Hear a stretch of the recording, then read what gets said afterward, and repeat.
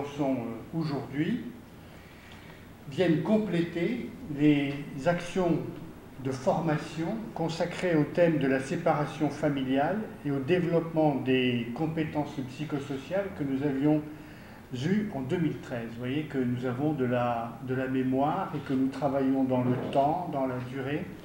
Et c'est en inscrivant notre coopération dans le temps et dans la durée que nous pourrons faire ensemble des choses importantes et construire quelque chose. Depuis 2009, la mission pour l'adoption internationale, qui est un service de notre ministère des Affaires étrangères, a consacré des fonds importants à cette coopération, à peu près 1,5 million d'euros. Et cette année encore, 115 000 euros seront consacrés à cette coopération avec l'IBESR. Je crois qu'il a été fait un bon usage de ces ressources et que nous avons ensemble obtenu de véritables avancées et des résultats concrets. Alors, je souhaite remonter à 2013, car cette année-là, une grande victoire a été remportée avec le vote de la loi réformant l'adoption. Cette loi qui était extrêmement attendue, elle a en effet mis en conformité la législation haïtienne avec les standards internationaux et notamment la Convention de La Haye de 1993. Et Haïti a ensuite ratifié cette convention en 2012.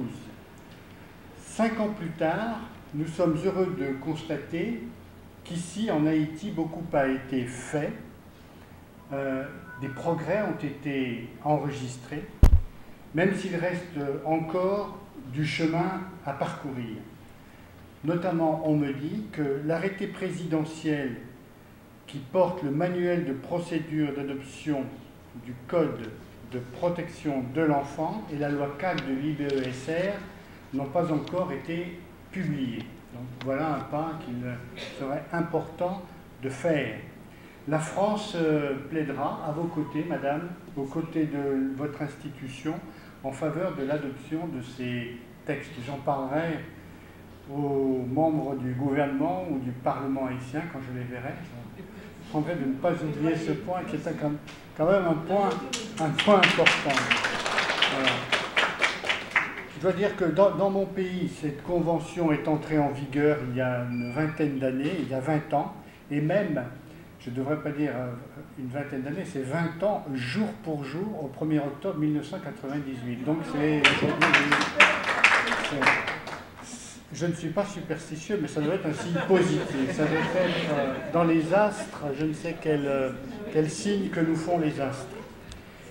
À l'heure où nous célébrons donc le 5e anniversaire de cette loi, il nous a semblé opportun, tant à l'ambassade qu'à l'Institut, d'organiser un atelier consacré à la mise en pratique de cette loi, au regard notamment des standards internationaux. Ce sera l'occasion d'analyser les progrès qui ont été accomplis et les points d'achoppement. Ces ateliers donneront lieu à des échanges de bonnes pratiques, notamment à la lumière d'expériences étrangères, dont celle du Burkina Faso par l'intermédiaire de Mme Alphonsine Saouedogo, qui est l'ancienne directrice de l'autorité centrale burkinabé sur ces questions et dont je comprends que la présence est très appréciée ici. Donc, bravo Madame. Je saisis aussi cette occasion pour remercier chaleureusement nos 2 autres expertes et formatrices qui sont venues avec nous, qui sont avec nous aujourd'hui, Mesdames Cécile Janin et Madame Mia Dambach, qui ont accepté d'animer ces ateliers. Mes remerciements également à la Fondation Terre des Hommes Lausanne et à SOS Village d'Enfants Haïti, qui ont participé au coût logistique de cet événement. Je forme des vœux pour que ces 3 jours d'atelier permettent d'identifier de nouveaux outils pour mieux traiter les dossiers derrière lesquels, nous savons tous, se joue la vie et l'avenir de ces enfants. Très heureuse d'être ici pour faire la formation ici en Haïti. On a travaillé avec Haïti pendant plusieurs années sur la réforme de la loi et aussi d'essayer de faire un peu plus de progrès sur le point qu'on ait encore de travail à faire, surtout pour l'adoptabilité de l'enfant, d'assurer que le principe de subsidiarité est respecté avant que l'enfant soit adopté au niveau international.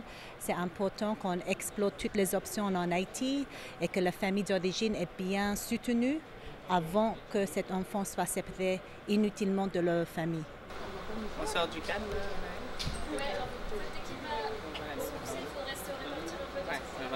Cette réforme sur l'adoption, il faut bien comprendre le motif de cette réforme.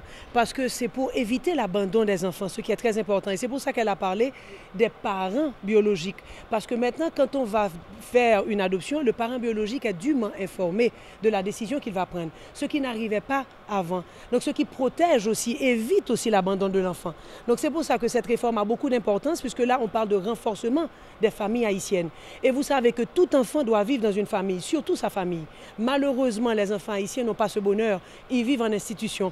Donc, il faut vraiment qu'on arrive à faire comprendre que les enfants ont besoin de leur famille et que quand vous allez les donner en adoption, il faut bien réfléchir, il faut mûrir cette décision. Donc, c'est pour ça que ça devrait concerner seulement les enfants abandonnés et les enfants privés de famille. Mais vous savez, la réalité haïtienne n'est pas celle-ci. C'est que 75 à 80% des enfants, ce sont des enfants qui ont des familles. Donc, nous avons l'obligation de nous assurer que ces enfants ne partent pas en adoption si les parents biologiques ne sont pas dûment informés.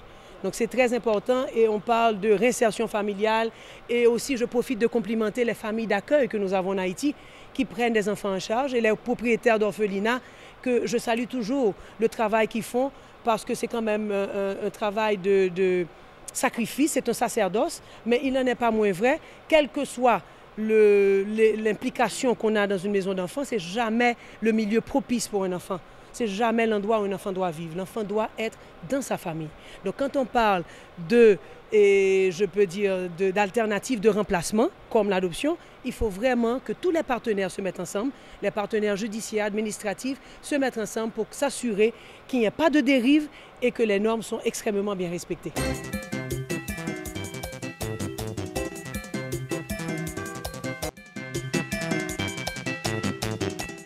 Le premier lundi d'octobre de chaque année que Nations Unies réservait pour Journée de l'Habitat. Et nous-mêmes, au niveau du ministère, et comme l'autre entité, nous prenons temps pour nous essayer de sensibiliser le public là, de manière à faire comprendre que l'on a parlé de habitat. Habitat, c'est tout côté, tout environnement côté que le monde vive, tout ça qui donne accès à lui.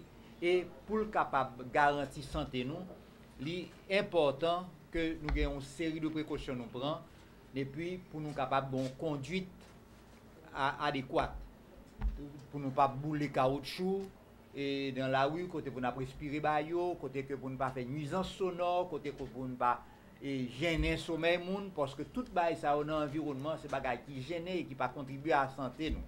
Donc les mesures d'hygiène et une série de maladies que nous gagnons justement dans l'environnement c'est par manque d'eau, par manque d'hygiène, par manque de précaution, côté que l'important que tout le monde mette la main à la pâte de manière pour comprendre que pour capable garantir bonne santé, c'est grand pile bagaille qui pour faire.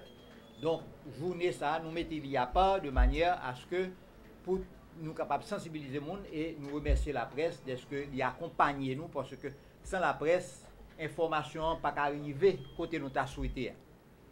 Donc c'est je dis à nous pas gagner tout l'autre membre et représentants toutes différentes organisations avec nous parce que connaît journée premier lundi d'octobre là son journée qui gagne en pile l'autre activité mais nous gagnons avec nous un responsable assainissement dans le ministère santé publique ça pas veut dire que c'est ministère santé publique qui gagne plus gros morceau quand on me dit nous son bagage transversal et c'est tout le monde qui peut mettre la main à la pâte. Problème habitat salubre là c'est une gros problématique pour le ministère là. Parce que malgré que le ministère là, depuis tantôt fait un pile effort, mais ça n'a pas gagné une portée, ça que nous n'avons pas attendu. La population en général, pour répondre à 30 ministères là, dans ça nous les pratiques, conditions pour nous capables de vivre dans un environnement salubre. Environnement salubre, ça quoi ingénieur Domé Sanso dit, c'est un environnement côté population exempte de toute cause d'insalubrité. Si ça nous attend par cause d'insalubrité, c'est tout ça qui est capable de nuire à la santé monde. Tout ça qui est capable de porter atteinte à la santé monde, c'est une cause d'insalubrité. Quand il s'agit de côté moun arrêté, quand on continue sur ça, gens qui la vivent, dans entourage, tout ça qui constitue l'environnement, tout ça, toutefois que conditions sur le plan d'hygiène pas réunies, c'est une cause d'insalubrité parce qu'elle est capable de nuire à la santé. Parce que le but premier service d'hygiène, c'est détecter et éliminer les causes d'insalubrité. C'est ça qui fait que nous sommes ministères sont déployés près de 200 officiers sanitaires sur toute région pays et spécialement dans le département de l'Ouest. Nous avons près d'une centaine d'officiers sanitaires qui sont déployés pour que ils fassent assurer le contrôle de ça. Ça veut dire faire tout ça que vous capable pour empêcher les gens malades.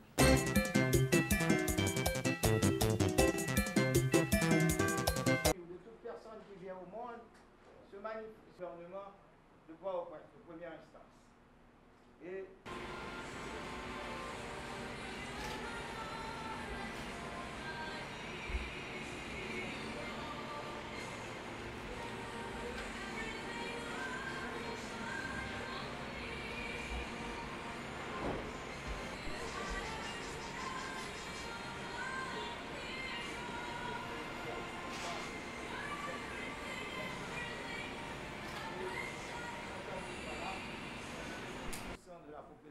c'est-à-dire les personnes âgées vivant dans ces conditions aussi déplorables, aussi misérables. N'était par exemple la geste, je dis la geste, humanitaire de Kiskeya pour cette dame de Petit Gouave, cette femme serait dans une situation, elle vivait dans une situation extrêmement difficile.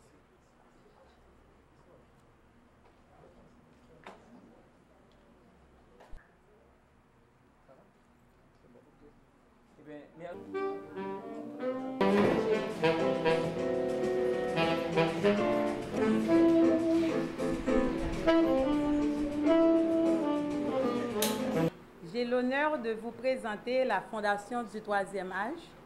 Cette structure organisationnelle dédiée à cette catégorie de personnes, trop souvent oubliées dans notre société.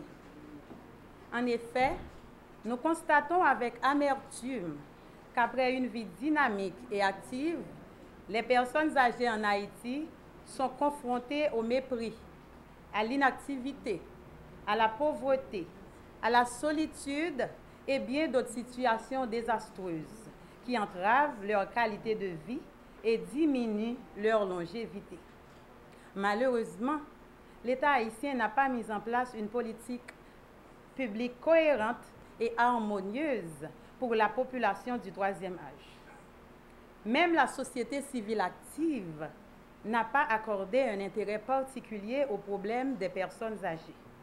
Nous constatons également dans notre société qu'il n'existe pas des espaces d'échange intergénérationnels très utiles au transfert d'expériences pour le développement du pays et la reproduction des valeurs identitaires, culturelles et morales haïtiennes.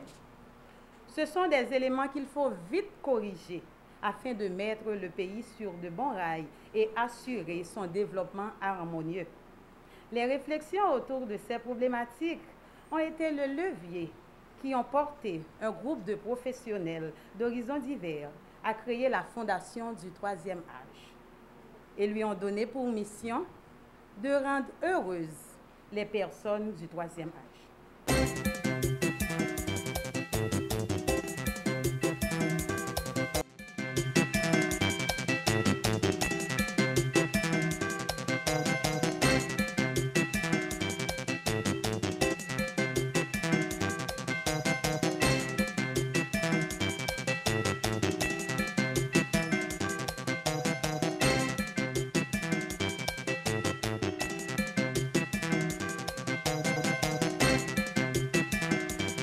Nouveau parti politique parce que nous avons des gens dans la rue qui ont dit tout ça que a échoué jusqu'à ça que sous pouvoir puisque nous pas joindre ça à chercher.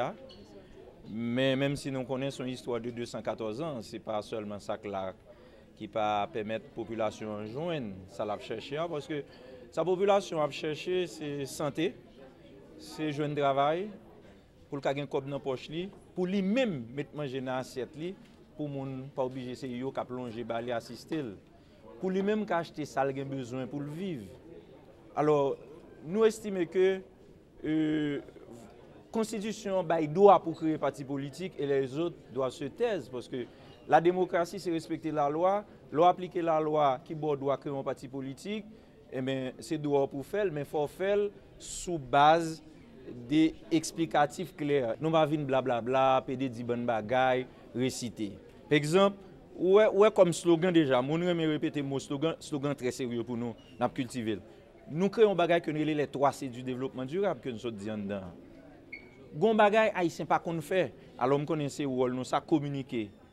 Eh bien haïtien pas communiquer en général entre eux. L'homme n'a parlé au monde li tendel pour le combattre li. L'a tendel pour le ça le dire, pour le craser, pour l'empêcher et expliquer. Eh bien apprendre à communiquer son jeu entre émetteur et récepteur c'est une dans de l'autre pour permettre que qui ça nous rivons bagaille. Et deuxième bagaille là sous communique d'accord, une par la l'autre, c'est seulement oui pour gain vivre ensemble, c'est seulement pour nous communier une avec l'autre et c'est deuxième séance. Et troisième séance, il va venir à partir de deux premiers mais si nous apprenons à communiquer, d'accord parler, nous d'accord mettre ensemble, n'a pas construire sur base rêve nous gagnons. Et c'est ça les 3C du développement durable nous quoi là n'a pas appliquer, mais bon nous dis pas regarder emblème non pour différence là. Emblème nan son drapeau noir et rouge parce que justement nous sommes peuple noir tout simplement, c'est importance noire. Deuxièmement, son peuple qui était toujours bail sang pour sortir dans salier, mais sortir dans chaîne.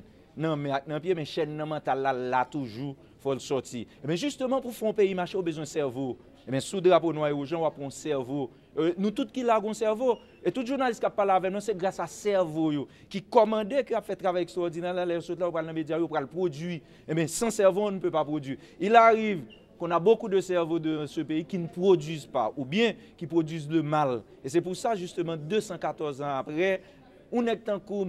Si m'a posé problème, m'a critiqué, m'a aidé, mérite mourir, mérite disparaître. Et la meilleure façon pour combattre moi, il faut faire mentir, il faut vous remonter. Et me comprendre, ne pas décourager, me continuer le travail parce que mon cerveau m'a utilisé à bon escient. Et me pense que journée aujourd'hui, c'est ça pays a besoin et c'est ça qui va faire différence là. Différence là, c'est leur dire un bagage ou fait. Différence là, c'est leur produit mais monde qui pas veut obligé par l'avoir. Différence là, c'est justement commettre des actions qui bon et que des monde comprennent quand même si de l'autre monde a essayé faire l'autre. Et mais parti politique ça justement libéral fait la différence mais différence sont pas pour l'interview là faut bon temps c'est dans la pratique de nos mots dans l'application de notre vision.